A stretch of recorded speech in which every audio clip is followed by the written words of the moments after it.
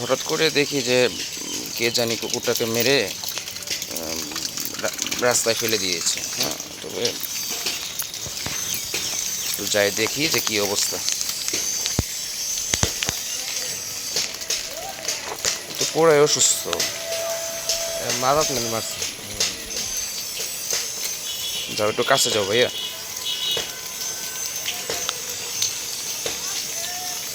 দেখো তো খায় কিনা, মুখে দাও।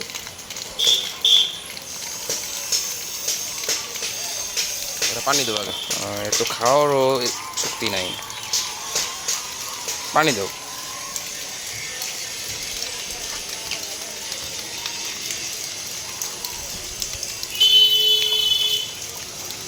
খাইতেছে কি?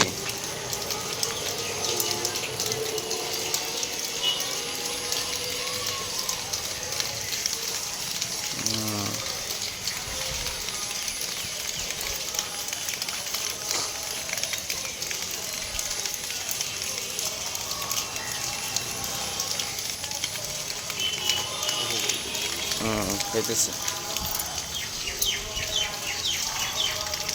ওর মনে হয় যে পিছনে কেউ বাড়ি দিয়ে, আমার মনে হয় যে কোনো একটা সমস্যা হয়েছে পিছনে, যে মাজারও এখানে,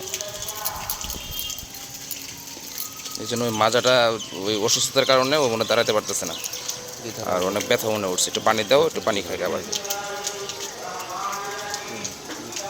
খাই কিনা দেখো ভালো করে।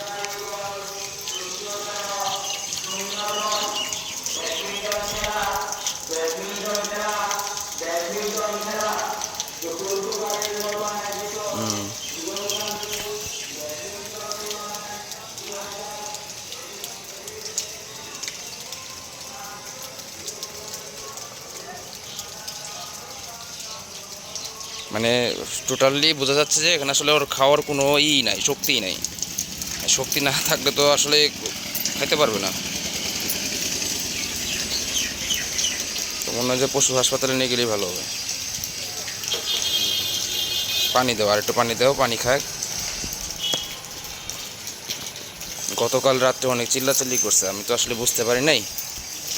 পরে সকালবেলা উঠে দেখি যে আসলে দেখি শুয়ে আছে।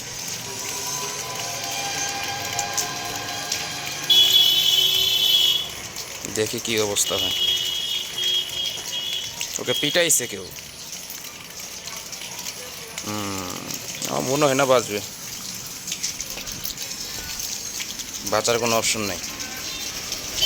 তারপরেও চাই যে বেঁচে যাক, বেঁচে গেলেই ভালো। কালকে রাত্রে যে পরিমাণ চিল্লাইছে, মানে ভয়াবহ, তা মানে বুঝতে পারছি যে আসলে এইভাবে আসলে চিল্লাচিল্লি করতেছে কেন। পরে ভাবলাম যে সকালবেলা একটু যাই। না, আর খাওয়ার শক্তি টোটালি নেই।